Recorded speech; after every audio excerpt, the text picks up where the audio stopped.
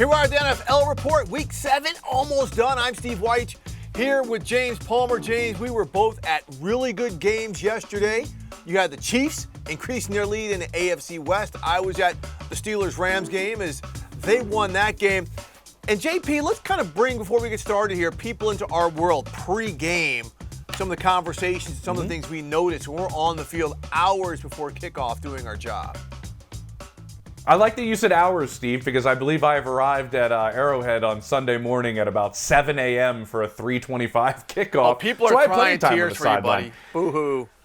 No. I was there a long time, and I could be there even longer. I love Arrowhead, and it was maybe the most beautiful day Kansas City has ever had. It was gorgeous. Well, I'm standing in right outside the visiting tunnel talking to Keenan Allen, just kind of watching him catch these balls over his shoulder, one after another, ball over his shoulder. And I go, Keenan, you're doing this to get the perception of it, right? To see the ball in each stadium? And he's like, you got to know exactly how it looks in every stadium, baby. And these red seats are not nice to catch against. And I was fascinated by that, Steve. Just a receiver spending a ton of time, the same way an outfielder might go out there and just throw balls against a wall in a visiting stadium in Major League Baseball just to see, how the ball comes off the wall. He's sitting there seeing how the seats would impact how he sees the football. What goes on pregame maybe is more elaborate than a lot of people think, especially with quarterbacks. It really is, JP. I mean, and part of what we do and part of our jobs is to see little things, little nuances. Like you will see players actually go walk to certain parts of the field, like how basketball players would dribble on the wood to see dead spots. They'll go see if there's a soft spot in the turf, or if there's artificial turf, if there's a pileup of the rubber pellets in a heavier part of the field than where they are in the other part of the field. It's a true science, and it's smart. I mean, and that's why these guys really know exactly what part of the field they can do certain things and what they can't. But we got to start the show off with the game of the week, James. That was Sunday night with the Philadelphia Eagles, where they came in and they did a muscle flex, an A.J. Brown-style muscle flex in the second half of the game to shut down the high-flying Miami Dolphins.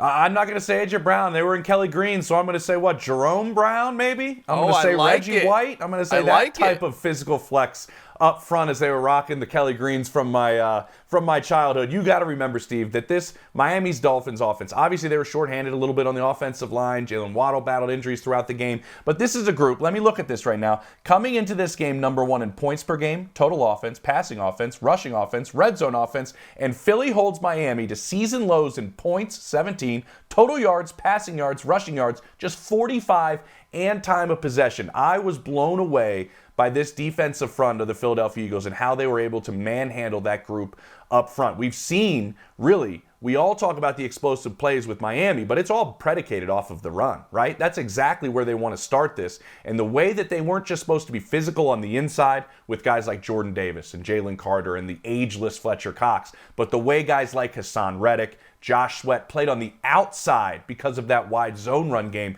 Extremely impressive performance by that front seven, because remember, that Philly secondary was banged up. For that front group not to give Tua a whole lot of time, I think they hit him like 8 times, sacked him 4 times, bunch of tackles for loss. That group up front did not give Tua a whole lot of time to throw the football. And you talked about the play of the edge defenders. I mean, that's huge when you're trying to stop that outside zone run scheme. If they set the edge or they kind of jam up that pocket off tackle, that really makes things difficult for the offense. But again, let's not forget, the Dolphins were down 3 rotational players, 2 starters on that offensive line. I still don't know if this makes a difference. And then this is what made me think of a little bigger picture stuff here. And that is, if you do not want to go through Philadelphia, you better handle your business, San Francisco, because the Eagles showed in that game last night that they can play bully ball. They can play cold weather football. And they've shown in the past, if they need to, they can play high-flying football. Because remember, this game was tied up at 17 in the second half. And then that's when all of a sudden they have the pick by Darius Slay, right down there in the red zone. Miami was threatening. I mean, they had a nice drive going. Slay gets the pick. They put together, I think it was an 83-yard drive, 13 plays, 2 tush-push conversions on 4th down. And isn't this funny, JP? If it were Brandon Staley who went for the 4th and 1 on his own 26, we'd be killing him. But because Nick Sirianni and these Eagles offense have made that tush-push an automatic play, we're like, oh, yeah, they're going to get it. No, it's 1st and 9, Steve. It's 1st and 9, according to Nick Sirianni, every down distance they have, which is a great quote, and it'll probably be on multiple T-shirts in the Philadelphia area. What you're saying exactly, Steve, is that they can beat you multiple ways. You can see them go downfield as that part of the game is coming back together, which we saw last year, but it struggled early with a new play caller in Brian Johnson. A.J. Brown downfield, it's not a 50-50 ball. The way he uses his body to shield defenders, it's kind of like, a guy playing the low block as a power forward. Reminds me of Charles Barkley, just kind of using your body to put the defender on one side of you. A.J. Brown has been remarkable. But they can also play the bully ball of running the football with their quarterback, with multiple running backs, and their dominant offensive line. And I love what you said about going into Philadelphia, because that was a big part of this game in terms of a learning experience for Mike McDaniel and his group. If you look at the 2 losses they have, it's 2 tough environments to play in Buffalo and in Philadelphia. And I think his group learned was, in an atmosphere like this, against a team as good as this, you can't have small mistakes like he mentioned, where maybe they had a lineman issue, Steve, right? The offensive linemen weren't exactly in the splits that they wanted them to be in. And he's like, a team like Philly up front will take advantage of that. They were behind the chains repeatedly because of the way Philly played up front. You can't make those small mistakes on the road against a team like Philadelphia. All right, and just real quick, let's flash back a couple weeks ago. We had 49er safety Talanoa Hufanga on here. We were talking about their hot start. He said it was their mission out of the gate to make sure they don't slip up so they can secure home field when they get to the playoffs. Now we're probably seeing some of the thinking with the way that Philadelphia has played. Hey, JP, you were at a fantastic game last night, and you had a really interesting post-game interview as well. Patrick, everybody in the country knows you're looking for Travis Kelce. Yeah. How do you guys still do this game in and game out? Yeah, he's a special player, man. The way he understands the game, he understands coverages and gets himself open, man. It's special, and I was proud of the other guys for stepping up and taking some pressure off him.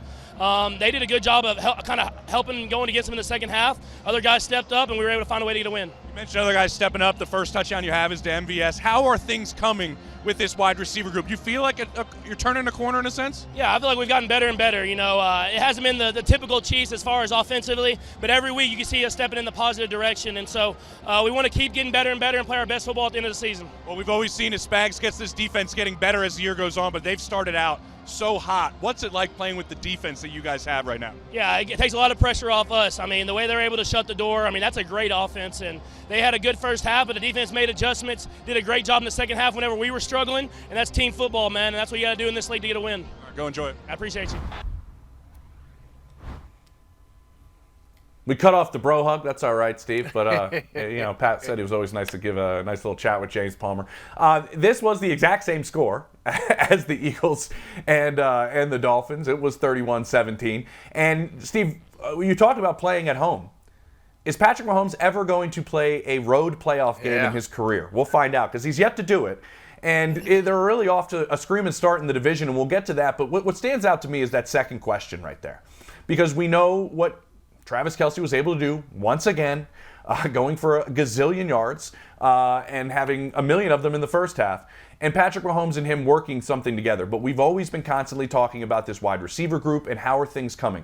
I got some intel being there this past Sunday. And what stands out to me, Steve, is the way that Patrick Mahomes has handled this process with these new pieces, with some younger guys like Sky Moore and Rashee Rice, and how he's gone about the process of the week and during the game. I've been told coaches have been almost in awe of the way he's had patience with this process, the way he has been a coach on the field during practice, during games, the way he's put the effort in. And I mentioned that word patience. Steve, how many top-tier quarterbacks do you think have a lot of patience when things are not working with a certain player or a certain group? They sometimes don't have it. Some of the greats haven't had it. This is an aspect of Patrick Mahomes' game. They mentioned maybe another tool in his toolbox in terms of making him a better player and a better, more complete quarterback in the long run. Because of this struggle here, you saw his play with the receivers a little bit better in this game. It's turning a corner in a sense, it seems. Yeah, we saw Tom Brady have that patience with wide receivers because, the Patriots really never gave him a great one. At least Patrick has had Tyreek Hill for a little bit. We've seen other quarterbacks not have it. But, I love the question, you asked him about Travis Kelce. By the way, Kelce, 12 catches for 179 yards for a touchdown. A little bit later on the show, we're going to have former Stanford coach David Shaw on here, where we're going to talk about the tight ends and how awesome that they've been. But again, I want to go bigger picture here. Let's look at the AFC West. The Chiefs are already 3 games up on the second-place Raiders, who've got 3 wins right now. Those Raiders who went in Chicago got beat by Tyson Bagent yesterday. This is just another one. I'm sure the division is not something that's their goal. Let's win the division, but, that's always the first step so they can get part of that bye, secure the home field, whatever that may be. But I want to look at the rest of the division because, once again, we see the Chargers, who typically play the Chiefs close. I don't know what they've got going on, James, because to me they're still probably the second best team in the division, although they're not playing like it. They're 2-4 right now. And to get to the question you asked Patrick Mahomes, Travis Kelce, everyone in the world knows that's where you're going with the ball, and they allow him to catch 12 of 13 passes. Make somebody else beat you.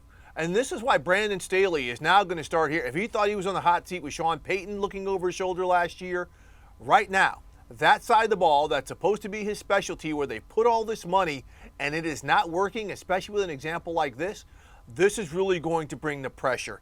And again, we don't know. Denver, maybe they start playing better. Maybe the Raiders start playing better. But this, again, is a Chiefs division. And I'm not saying the Chargers can't make a run in terms of their schedule. It's not easy, but it's not brutal. I just don't know if they've got the gumption to string together 4 wins to put themselves back in a playoff picture. I'm going to stick with the Chiefs, Steve, when you say this is their division, because I think being in the driver's seat here, they have the ability. And I won't say this was told directly to me in the locker room, but it was kind of hinted at post-game that there's certain players, like, say, a Jerick McKinnon, that we're kind of just, we know what he can do. It's almost November.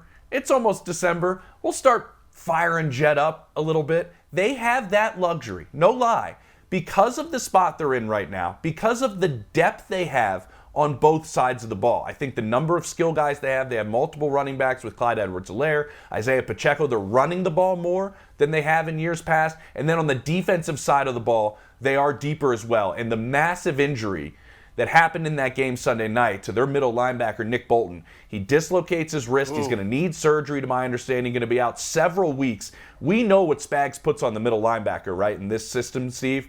They signed Drew Tranquill in the offseason. And when Bolton was out earlier in this season, I was told by coaches he filled in unbelievably, to the point that they needed to find snaps for him when Bolton came back because he was playing so well. Those type of moves to give yourself some depth when Drew Tranquill will slide in, not saying it's plug and play, but a very good, very smart player coming in for Nick Bolton. The depth of the Chiefs helps them during this time. Coming up, we are going to travel to what was going to be, Steve, I thought, one of the greatest games of the weekend between the Lions and the Ravens. Well, the Ravens took the Lions behind the woodshed and just, whoop, it was insane. We'll talk about that with Sherry Burris coming up on more of the NFL Report.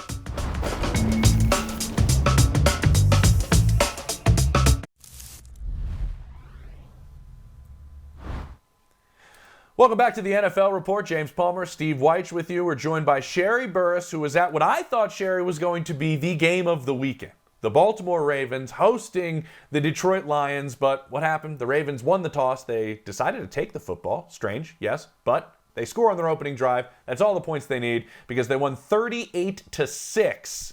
We've been waiting for this offense to finally click with Todd Monken and Lamar Jackson working together. What stood out, Sherry, to you the most, specifically maybe when they're down there in the red zone? Well, James, kind of starting off, it just felt like, when Oprah said, you get a touchdown, you get a touchdown, you get a touchdown. Everyone seemingly finding the end zone. And, just a couple weeks ago, we were talking about them being the best team in the red zone. But the last 2 weeks, kind of faltering. Quarterback Lamar Jackson saying it was just a miscommunication error. Offensive coordinator Todd Monken said the simple solution is scheme it better, call it better, coach it better, and then execute it better. And that's exactly what we saw. They were 5 of 6 in the red zone. And as you mentioned it, James, we thought this would be such a great game. Both really strong defenses. Pre-game, I was thinking this was going to be a defensive chess match. Turns out I was only 50% right. It was more the Ravens side that really held up their end of the bargain. But it really was impressive that they were able to make that fix for their red zone struggles so quickly. And, Steve, I looked back at my text messages. It was only about an hour and a half into the game You texted me saying, hey, we have to talk about this game on Monday. I don't even know if it was halftime yet, if that even goes to show just how they were able to turn things around on offense. They had 503 yards of offense. Head coach Dan Campbell saying Lamar just absolutely grilled them with his arm. So as much as we've waited to see now through 7 weeks of this season, I think this is really, the glimpse of what we expected from this Ravens offense so far this season. Yeah, Sherry, it takes a little time. And, I was talking to someone recently. They said it takes about 5 or 6 games, and that's where they are. Because you could see last week when they played in London, and how about that? They did not take the bye when they came back from London, that they were starting to get it together. They had the red zone issues, but they really cleaned house against the Lions. And to me, it was their offensive line. I mean, that was a dominant performance by Ronnie Stanley and the gang that really shaped it up. But, Sherry, also the defense. We talked about the Lions had one of the highest scoring offenses in the NFL. They get held to 6 points. What about that side of the ball for the Ravens? Absolutely lights out. In postgame, I asked Mark Andrews if the defense is able to play like they did in that game against the Lions, how does this kind of piece together the puzzle of everything they want to do? And he says their defense sets the tone. That starts with Roquan Smith, Patrick Queen. They had 5 sacks against the Lions. Detroit's only allowed 10 sacks all season. So that doesn't say anything about what this defense is able to prove and to show. Again, it does really start with Roquan. He's just such a delight off the football field. He is an absolute beast out there. We saw him kind of chirping a couple different times on the Jumbotron. Earlier in the week, he said he's from the show me business, right? He wanted the Lions to prove to him how good they were. After the game, he kind of gave us a little tidbit of what he said in his pregame speech. He said, guys, this is M&T Bank Stadium. This is the bank. This is not a Lions den. We are not going to let them come in here. He said he told the security guards to lock the doors. They are not going to let the Lions out until they were ready. So he is talking the talk, walking the walk, and the defense is really following suit. I don't know, Sheriff, if that's up to fire code or not. If you're allowed to just lock doors in a large crowded stadium, I'm not sure that's really allowed. Let me tell you how the traffic it was or... to get out. We all left at the same time. The security guard did not let any of us out any earlier. It was horrendous. That's phenomenal. I have to add one quick note on this game. Honestly, it stands out to me, Sherry, in the red zone specifically, and to you, Steve, is I had a conversation with Sean Payton the other day about the mobility of quarterbacks in the red zone and how it's just an added really element that a defense needs to account for. But what we're seeing, because we know the mobility is there with Lamar Jackson, is how patient he was looking to throw the football and not just take off and run down in the red zone, to make defenses sit there and have to kind of plaster and hold for a second and maybe not just take off immediately like you used to do a couple years ago. Another added element down there that makes this offense in the red zone even more dynamic. But he was in the pocket, 9 seconds, was able to scramble and still throw a TD, right? I mean, it's like, what else can you do? Yeah. I know. Eternity. Appreciate it, Sherry. Thanks so much, Sherry. Really appreciate you. And JP, Sherry gave us some good stuff because the Ravens now are leading that AFC North.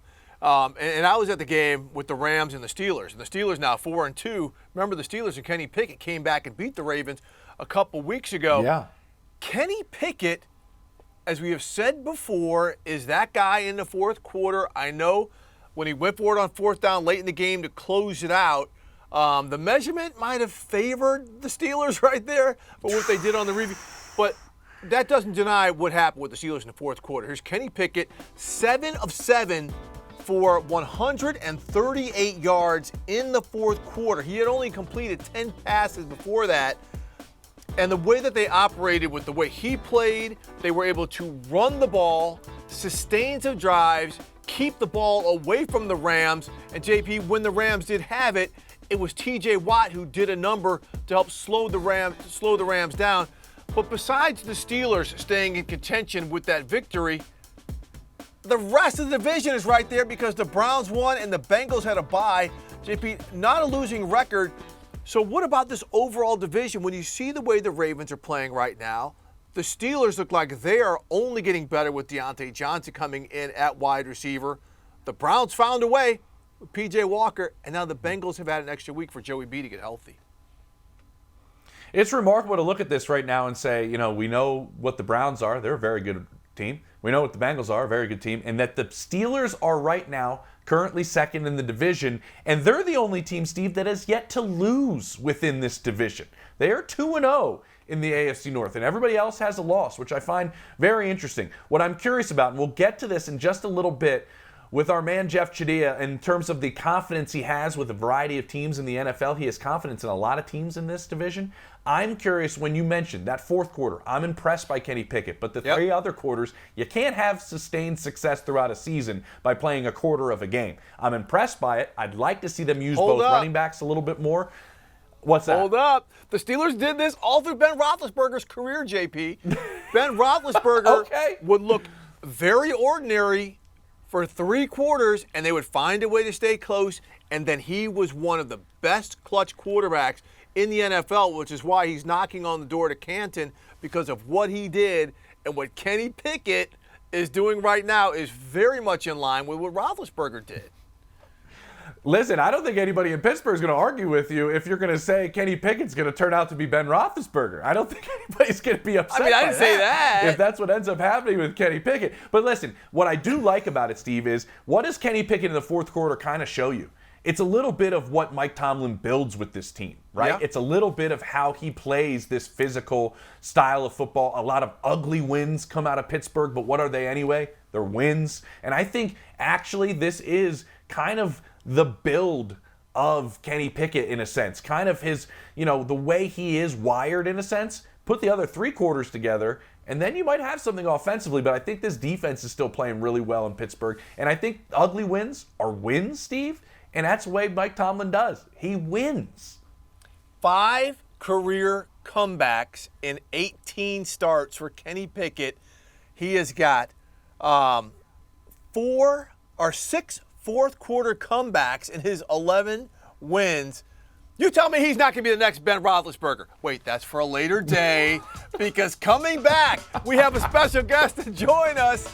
Talk about National Tight Ends Day, and also about the people throwing those tight ends the ball. Can't wait. We're back at the NFL Report, and JP, we now are having David Shaw, the former head coach of Stanford University, now with NFL Network, making his NFL Report debut. Coach, thank you so much for joining us.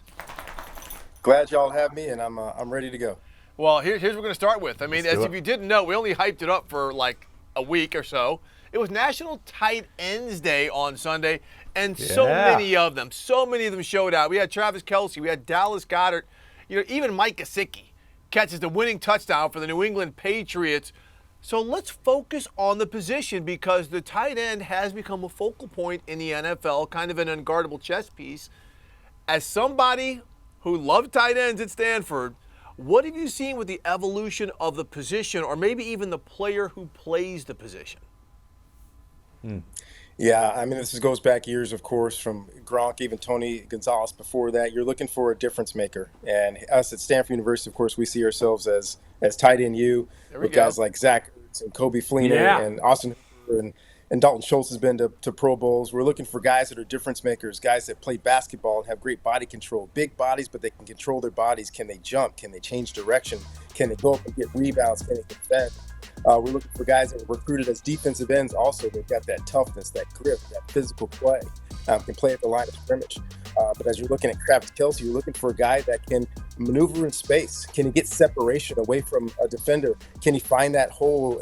And much like have an athletic quarterback, when that quarterback moves, can he change direction to move with that guy? And then the special guys, they do the run after the catch. The catch the ball, make somebody miss, hurdle over somebody, run through a tackle. So you're looking for that piece, because a lot of times, especially at the NFL level, the high-level corners sometimes cancel out the high-level receivers. So now here's that guy that can work the middle of the field. It's a shorter throw for the quarterbacks. Even the deep ball, the seam balls are easier throws than the deep outside balls. And a guy that can work the middle. Now you've got a guy that's an athlete. He's a difference maker, maybe a little bit bigger than the safeties, maybe a little bit faster than the linebackers that are trying to cover him, and he can make those big plays for you in games. Coach, I'm curious, you mentioned understanding space. I think that might be one of Travis Kelce's biggest, and most successful traits that he has in the middle of the field. And you mentioned basketball in a sense. How much is that situational awareness as opposed to speed almost maybe more valuable if you tie that with football IQ at the position? Because it seems like the guys that have that high football IQ at the tight end spot are even almost more valuable. Yeah, I didn't know if I was going to ever see anybody better than Tony Gonzalez, but Travis Kelce is right up there. That feel for space, and can the guy see me? Not see me, but around a linebacker, I'm nodding and moving this safety. Oh my God, my quarterback just moved. Plant, I'm going to go find a quiet space so he can get me the ball. And then that catch and turn to get yards after the catch. Like, those things are so important. And for a guy to have that kind of a feel with nowadays, especially, and the defenses are playing great this year, changing coverages and blitzes, and a lot of the scoring's down and passing yards are down. But those guys that can find those weak spots in these changing defense, they can change games for you. Coach, we're talking about things that players can do, but what about the evolution of the thought process of the coach? Because a lot of times it was he's got to be in line, he's got to be able to do this. But now we're seeing all these people figuring out how to use that athletic player that you just talked about. Yeah, when you Travis Kelce, young Laporta, some of these guys that are coming in the league, Kincaid. Now it's a lot of fun because it's not a normal chess piece, right? Sometimes this chess piece can break the rules, right? He's not supposed to be this fluid, this fast, this athletic, this smart. So now you can move him from outside, right? You see him playing outside. You see him playing in the slot. You see him playing inline. You see him playing in the backfield and sneaking out in pass routes. You see him in pass protection. But then after pass protection, they check pass protection out. That ability to move these guys around and play them in different places creates havoc on the defense, especially now you're a defensive coordinator. It used to be the tight end's going to line up either next to the left tackle or the right tackle. Now, oh my gosh, he can line up anywhere. And now who do we have matched up on? Oh, we have a zone blitz. Oh my gosh, now if we don't get home, this guy's going to find the seam. Do we need to put our top cover man on him? Do we make somebody else available? Do we cheat the safety to his side? Now we might open up something else. So when you're able to move a player like that from one position to another, outside, inside, backfield, and have them run a variety of routes, now you're putting that much more pressure on the defensive coordinator. It's got to be exciting to be an offensive mind, right? When you have these pieces that you say break the rules of chess, Coach, so Bobby Fischer wouldn't be very excited about where you're going with the game of chess. But it seems like it can go to a whole nother dimension, maybe 3D chess, I don't know. But let's talk about and move on to the guys that are throwing the football to these tight ends and everyone else, and some guys that have had some experience. Let's go inside the Bears locker room for a rookie that is out there doing things. In his first start,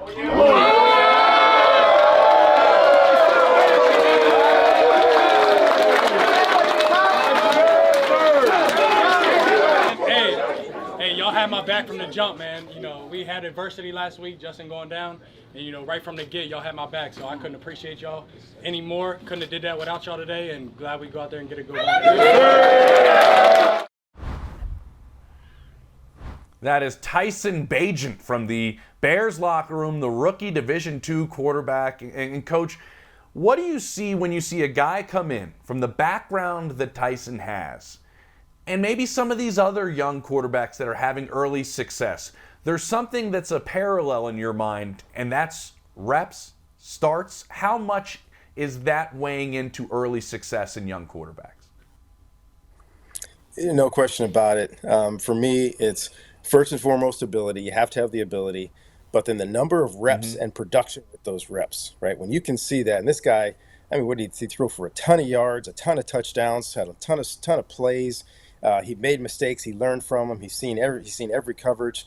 And now to come in as a young guy, and I went back to my head coach checklist. Okay, you're starting a first-time starter, maybe a guy from a small school. First and foremost, you put the pressure on the defense. Like, hey, we can't have this score get out of whack. We got to play great defense, and they played great defense. Second of all, you put the pressure on the offensive line. Hey, we got to be able to run the ball to take the pressure off the quarterback, so we can play the game in 2nd and 5.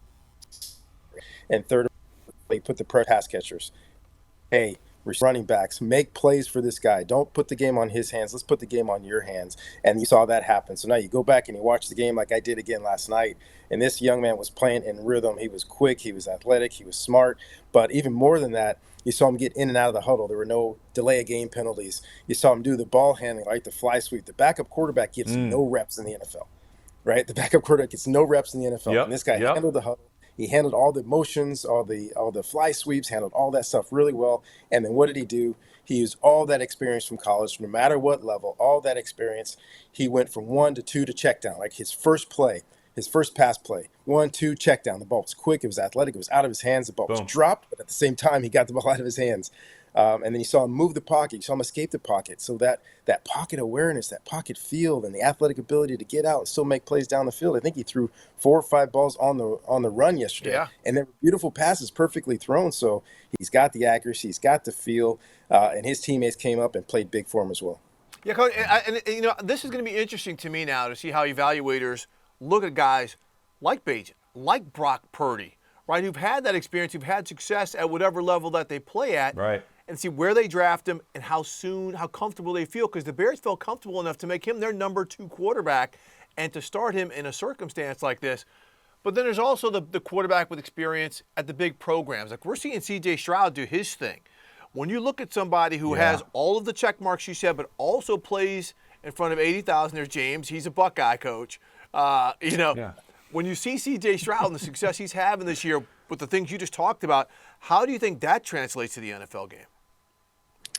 Yeah, you look at all of those front end of the draft, you want the guys that are proven, right? You want to see the ability. You want to see them play in big games and on national TV and not falter, and that gives them a step above. And then later in the draft, you're looking for production. You're looking for something that stands out. You're looking for speed, size, length, or production down in the draft. So that's a tough balance, where you don't look at a Brock Purdy and say, oh, we should have taken him earlier.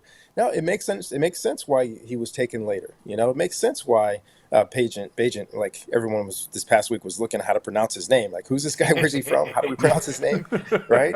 And so you understand why, but you also, those personnel departments, they're looking for these nuggets. Here's a guy that was really, really successful, and maybe he didn't have all the stature and all the hype that these other guys have, but they show something that looks like he can translate, and that's why you pick a guy like this. And it's great to see him come out there and play well, and even in front of the whole team, right? He didn't stutter. Yeah, he stepped out. Thank you all, and he talks with a little bit of a draw, what the guys love. That comfort. He's comfortable in his own skin, and if called upon next week, he's going to want ball again next week. That's just who he is and what he's done.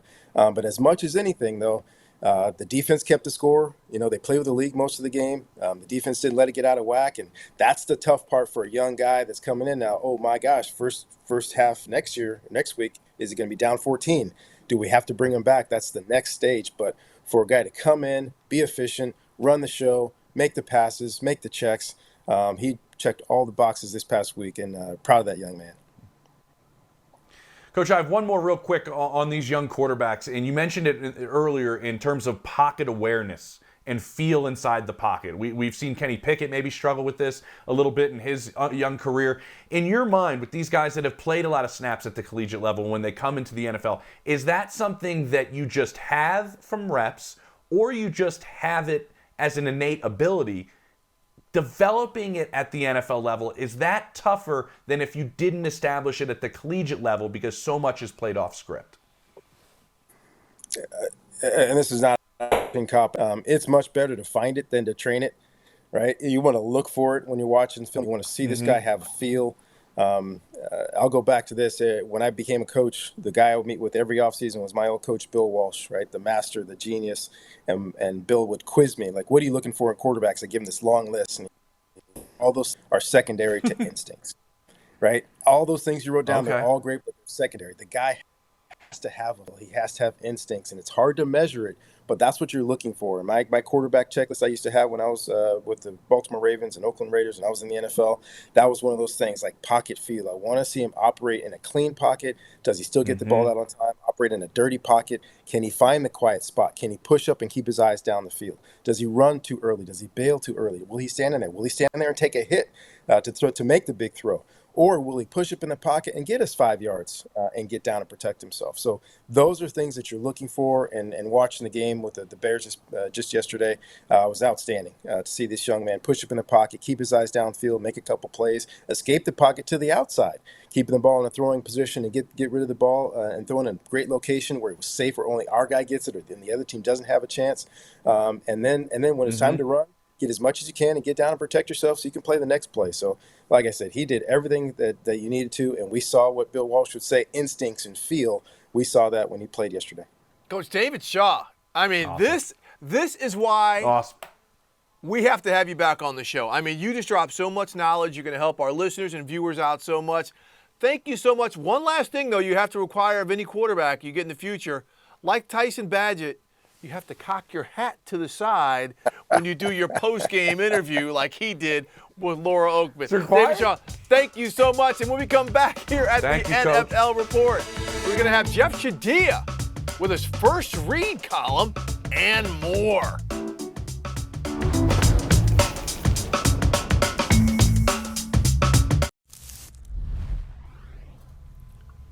Back at the NFL Report, James, we're now joined by Jeff Shadia, who every Monday joins us with his NFL.com first read column. Jeff, before we get to you, we gotta for your column.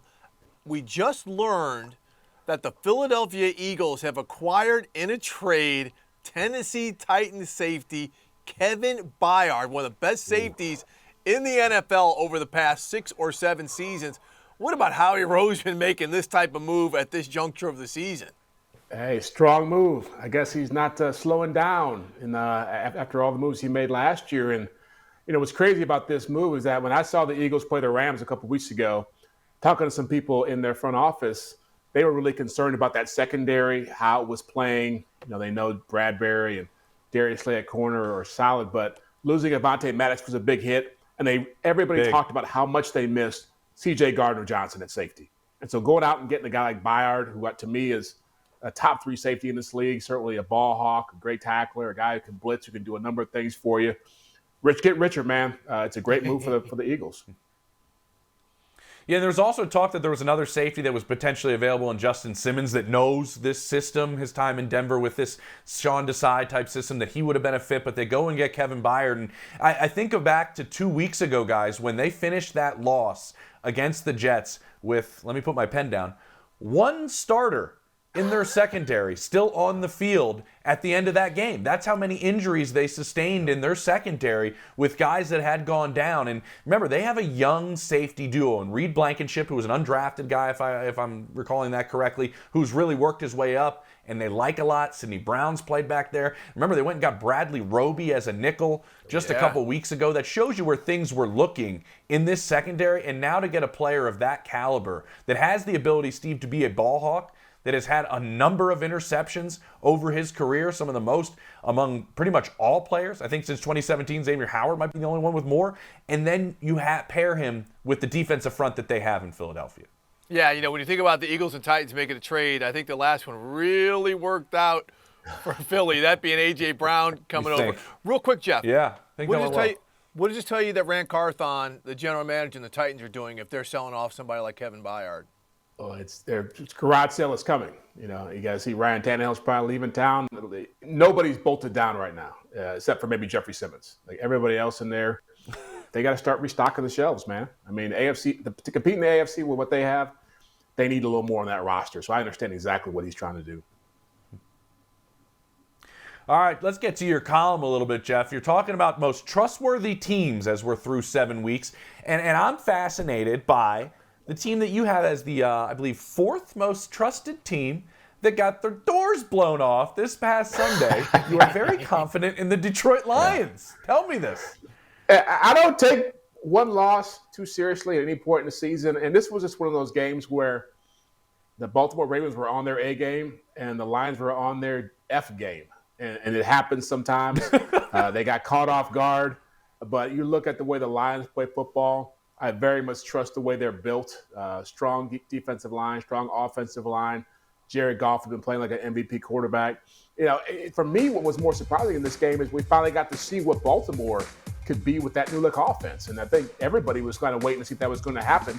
It just happened at the wrong time for the Lions. So I still think if I'm looking for teams to trust, and I only picked 3 NFC teams now. So after San Francisco and Philadelphia, I love what the Lions are doing. And their schedule for the next 5 weeks is very easy. I think they should be sitting at 10-2 by the time it's all said and done.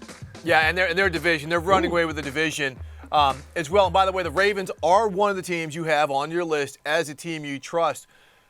Here's one that I'm interested in, though, is the Buffalo Bills, because we have seen them really, I mean, they really seem like they're in a weird spot right now. I mean, we know how talented they are, but going through the season, knowing that Miami is right there in their division, you still have them as a team you trust, but they seem like they're skimming the surface of the water right now. Well, I think they're too talented, for one. And I believe when Von Miller comes back in the mix, that defense will get a huge boost. But really, I also feel as if we've seen Buffalo go through so many stretches like this over the last few years. You go back to 2021, and they were playing weird football and got hot towards the end and wound up playing that iconic game against the Chiefs in the playoffs. And last season, Josh Allen gets banged up. They got these injuries, and they find a way to get it going. I just feel like some teams function well with dysfunction. And they're one of those teams that when they start figuring things out, they can get pretty good pretty fast. So I still feel like they're the best team in the AFC. We've seen how they measure up against the Dolphins, and that tells me that they can easily win that division again. Wow. And the two big injuries on defense don't faze Jeff Chadiha at all. What I'm curious about, again, yeah, right? I mean, Matt Milano's really, really good. How about the Cincinnati Bengals at number 5? And you are convinced at number 5 on your trustometer, I'll call it, Jeff Chadiha, because what I'm looking at is I don't know if the sample size of this offense clicking is very big yet. And then I look at what they have next on their schedule. They go to Santa Clara. They're at home against the Bills, Texans, Ravens, Steelers, Jags. I think we're going to get a chance to, I think, in a couple of weeks, really rip to shreds your confidence, or you're exactly right after week 7. Well, look, I understand the concerns here, but really, I feel like the AFC is coming back to the Bengals with the way the Dolphins got beat up, the way the Bills are struggling. Okay. The Chargers are pretty much out of it at this stage, and we have to assume that they're not going to be a playoff team at all. So I'm really confident of the Bengals getting a wild card spot just based off that. And so you look at that, and again, just as with Buffalo, they're one of these teams where the more they get their backs up against the wall, the better they seem to play. So it would not surprise me at all if they beat specifically San Francisco. defensively. Hold on. Exactly. Mm-hmm. Bengals a wild card spot. So that brings us to our next team that you trust. I already mentioned it's the Ravens, but the Cleveland Browns. You trust them. And here's the thing. We saw yesterday they found a way to win with P.J. Walker. No concerns about when Deshaun Watson comes back? Is that going to be disruptive, or do you think they're going to play better with him in the lineup? I feel like they've defined themselves already as a defense-first team for the season. And no matter what they end up doing, and they're getting Jerome Ford going in the run game, Kareem Hunt's making contributions. I feel like they're going back to the old playbook Kevin Stefanski ran a few years ago with Baker Mayfield and just saying, let's take care of the football, make a few big plays when we can, but let's make sure that we're playing sound football and playing to this defense. And when you got Myles Garrett, he's the most valuable player on that team, playing the way he's playing. I like their potential. And again, I'll go on a limb right now and start calling my playoff teams because I see 7 solid ones in the AFC. And like I said, the Chargers being out, not sure about Pittsburgh. The Jets, you don't like Pittsburgh. Why not the Steelers? Why not the Steelers? They're 4-2. It's the offense. That's what they didn't make the list because of the offense. I just don't know what I'm going to get from them. We got Pete. Kenny Pickett no idea what the quarterback situation is in Cleveland. Well, look, only so many teams can make it, guys. If I'm having to go That's a good point. Yeah, I mean, they're playing better defense than the Steelers are right now, and their offense in Cleveland has still got more potential than what the Steelers have. So, yeah, I mean, the teams that were tough to leave off, Jacksonville, Pittsburgh, Seattle, I just don't feel as if they've shown me enough to where I could say, okay, this team in January is going to be playing consistent football. And really, it's the AFC North is so stocked right now, you have to eliminate somebody. And unfortunately, right now, it's the team with the best head coach. All right, JB, you're JB, Jeff's MVP watch. We see Lamar Jackson making a stronger push this week, as he should. But my guy, Myles Garrett, is on the list. I love it. I'm a defensive guy. You're a defensive guy. You're a defensive guy. Yeah. Explain. Yeah. Well, one, I got a little bit of boost from my boss, Ali Von Hurry, who's like, you got to put Myles Garrett in there. And I said, you're right. You know how hard it is to put together this list every week now? It's hard to find 5 guys every week that you can say are playing at an MVP level. Even Patrick Mahomes at the top of the list, he hasn't had his MVP typical season, but he's had enough good games to where you say, okay, you're in there. But I imagine that at the end of the day, you'll see Josh Allen and Joe Burrow and some of those usual names emerge. But right now, Myles Garrett deserves to be in it. The way he played in that game, man, I thought I was watching like some alien movie or King Kong, just like running through people. It was just, he was impossible. He was like a whole different species out there running around. Whole different species. Well, listen, I love that you put him on the list, Jeff. Is he a real person? No, they don't. No, they don't. Watch him go dunk a basketball. It's incredible. Listen, it's been 10 consecutive years where a quarterback has won the MVP award. I love that you put somebody that wasn't a quarterback on the list, which got Steve and I thinking a little bit. I'm going to pick somebody that I want to see on your list maybe in the next couple of weeks, and I'm going to go Tyreek Hill. If he is still on pace right now to go over 2,000 yards, I would think he has to be in the conversation. If that happens, if the Dolphins are a first or second seed by the end of the season and he has this team taking a turn, which we've seen for the 2 years that he has been there, to where he's almost flipped that organization. To me, guys, I look at Tyreek Hill and go, you mentioned physical specimens, people that are just built unlike anybody else. When you mentioned Myles Garrett, you could say the same thing about Tyreek Hill. Like, I'm looking at, let's put every receiver against the best defensive back in football. I think Tyreek Hill wins more than maybe any receiver out there. If you were going to go mano-a-mano the same way probably Myles Garrett would win against the best tackles one by one, mano-a-mano in matchups. I just think if you're looking at somebody that is more unique than anybody else in football and you have to spend your week, Steve, planning for maybe more than anybody else, Tyreek Hill should maybe be in the conversation. Yeah, Jeff, I think you're totally right about that. But you look at the way he's impacted the quarterback especially. And when Tyreek Hill was in Kansas City, and James has been here a lot, and I watched him a lot, it's just, you always thought, is it more Mahomes? Is it more him? Kind of like with Tom Brady and Bill Belichick. Man, Tyreek Hill just changes everything. And it's amazing to me that he can produce the way he produces at his size every week with people knowing he has to get the football. It is – the guy wasn't even a receiver when he came into football. I mean, what he's become is the ultimate weapon. Speed. Yeah. What were you, Jalen Ramsey? Yeah, speed. Yeah. He's got to be. Jeff Janilla, once again, fantastic job. Go read Jeff's column at NFL.com/first read. And when we come back, we've got some outstanding post-game podium moments from Week 7. Don't blink here at the NFL Report.